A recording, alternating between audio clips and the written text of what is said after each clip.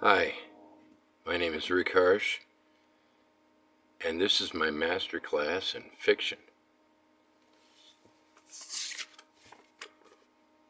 Look at that. Master. You can skip this ad in 3 days. Let me preface this master class by calling your attention to one of Dustin Hoffman's finest film performances, and one that I think is little known in comparison to some of his others. He played Lenny Bruce in a film entitled Lenny. And in that film, you see the decline of Lenny Bruce, the sad tailspin he went into when he was charged repeatedly with obscenity and not allowed to perform, and ended up going to court many times over this, and the worst of it was that his performances became just venues for him to discuss his legal case, and there's something very sad about that, because you really have to understand what it's like for someone like him, and who's absolutely right, but is loved for his brilliant comedy, and yet the comedy is no longer important to him. What's important to him is how he's being fucked legally, and how it's absurd and unconstitutional, and so on. Now, why would I give a preface like that? Well, because I was interviewed recently by a adult from Iowa, a freelancer who was selling the interview to the Cedar Rapids Gazette. When he interviewed me, we did it over email. He sent me a bunch of questions. And the way I always like to handle interviews is to immediately sit down, answer the questions, and send them off.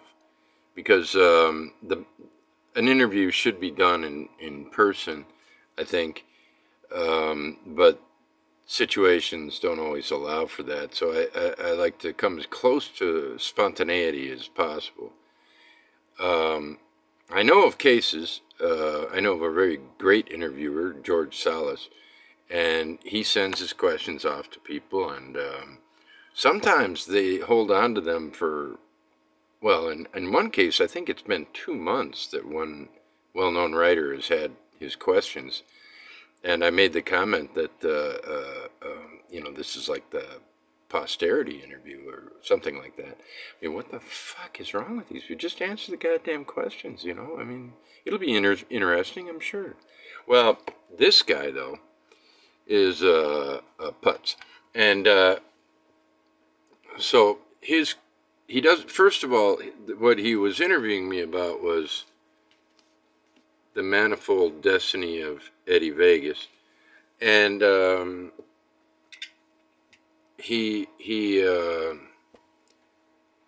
certainly didn't understand the book at all, and that's fine. Well, it's not fine actually. If you're going to be reviewing books and getting paid for it, I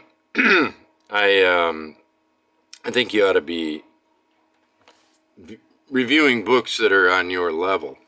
And, I hate to say that my books are over someone's head, but here's a question that did not get published in the interview.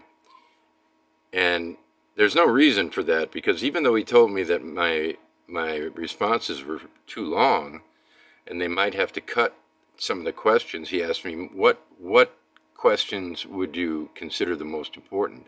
And this is the one that I said was the most important, because he's calling me a sexist. Here's your interview question.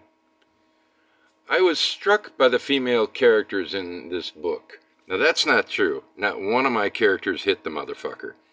And if I was going to have one of my characters in Eddie Vegas hit him, probably would have been one of the mean bastards from the Old West. But nobody actually hit him, so that's already a lie. I was struck by the female characters in this book. Many are portrayed as mere sex objects. Or if not mere sex objects, then characters largely defined by their sexual appetites. Others are portrayed as cold, heartless, and determined to undermine the men in the book.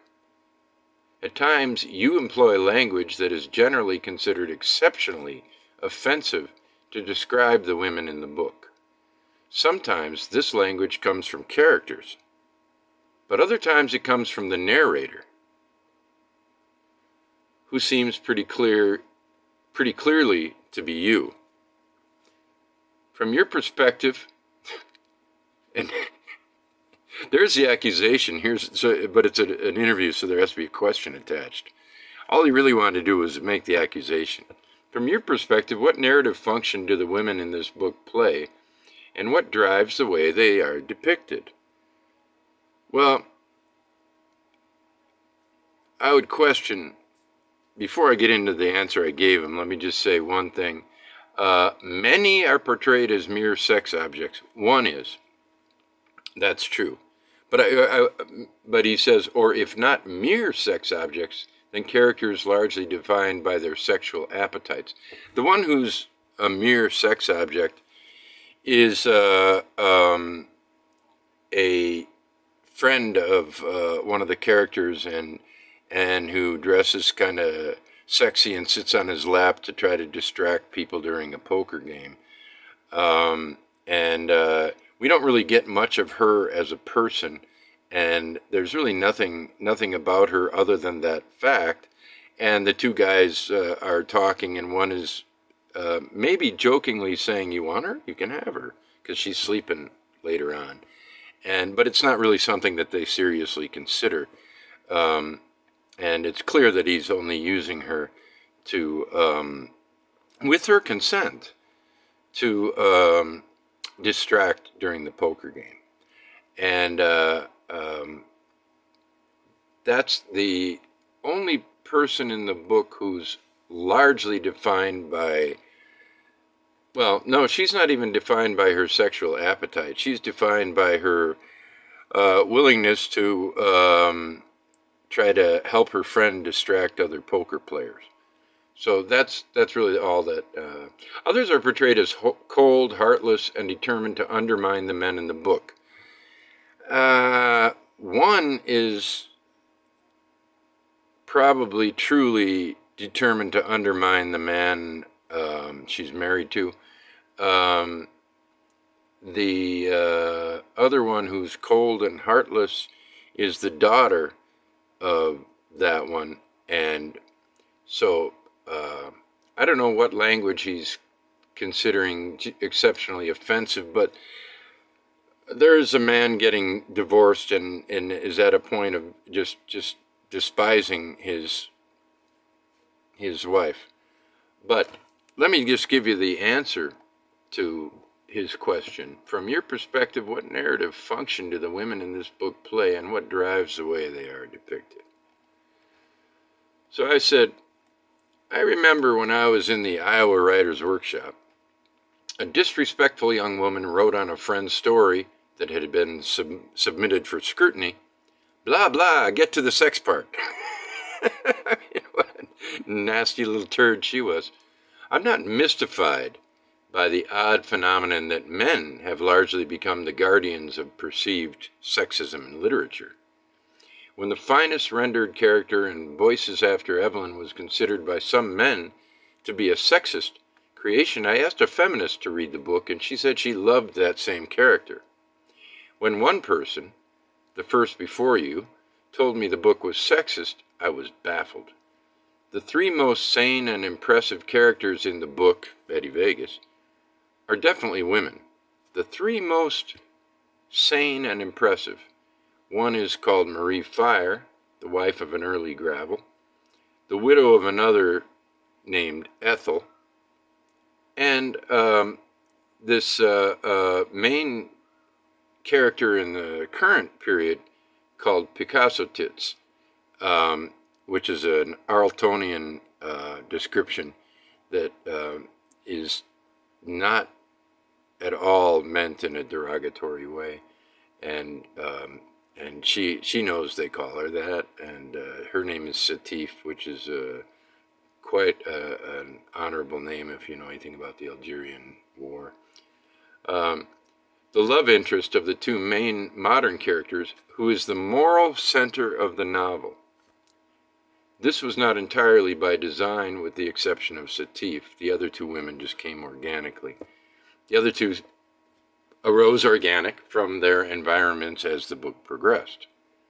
Why is she called Picasso Tits? I am in the habit of paying homage to Roberto Arlt, who often gave his characters descriptive names such as the melancholy ruffian and the lame whore. Such characters abound in the Driftless trilogy I wrote. One of them was called the fag with no eyebrows, and in his case I asked for and received permission. In this I am supported by the great feminist writer Mary Daly, who felt that women needed to take back the pejoratives like hag and such, and adopt them to convert them into virtues. The first female character appears during the poker game early in the novel, and she is indeed objectified. However, she is complicit to a point, and when the two men speak of her, it is unclear to what degree they are serious. This is the innocence of my university years, when men and women drank heavily and sought partners for the long term and short. This was before the HIV assault on uninhibited sex. I recall one particular one-night stand with a neighbor who was much like the woman early in the novel. Without words, we both understood we were having some fun that would be over and forgotten the next day, and whenever we saw each other after that, we were less than friends, but always friendly. Picasso Tits is the next female character of note. She is a free, independent painter working in a tavern. The mysteries of the breast as sexual stimulant are addressed here in the best way I know how, exaggerating yet creating in doing so a familiar phenomenon that for mysterious reasons is extremely sexy. Her agency is well asserted throughout the book, and there is no need to defend such a literary creation. In fact, the two young men treat her better than the critic I mentioned earlier. The next important female characters are monsters, one rather innocently so, the other a figure of narcissistic power. Anyone familiar with the terrain of poetry and Iowa know who inspired this beast. Her husband is an important character in the novel, and the novel captures him at the moment he decides he has had enough. This gives rise to much spite. As for me, Rick Harsch, see my next novel to determine whether or not I am indeed the narrator. It's a far more complicated question than you might think. The answer, though, if pressed, is of course not. I wrote the book, which has a narrator who interjects now and again. So here is the progression for the gender gendarmes. 1, objectified poker woman. 2, Picasso Tits. 3, monster poetess. So in retrospect, it is not surprising that someone on the lookout for a gender conclusion arrives early at the wrong conclusion and fails utterly to understand that this book is about men and their depredations. If it must be about gender at all, what is the last list in the book, if not that of phalluses drawn up by dickheads? This novel is about a patriarchy. There are sexual hijinks, and the sexual appetites of some of the women in the book are depicted, and there is nothing at all wrong with them. You would like them as human beings, and I hope you read the book and enjoy the book. But you know, I had to say something about this interview because it went public. Rob Klein is a dipshit who did this and told his readers that some of the answers were too long and we had to strike those questions and answers. He didn't tell them that I said this is the most important, and he led me to believe that I had some choice in what was going to be printed. But I think he felt like an ass after this. He understood he missed much of the book, and that he just doesn't know what he's talking about when it comes to gender.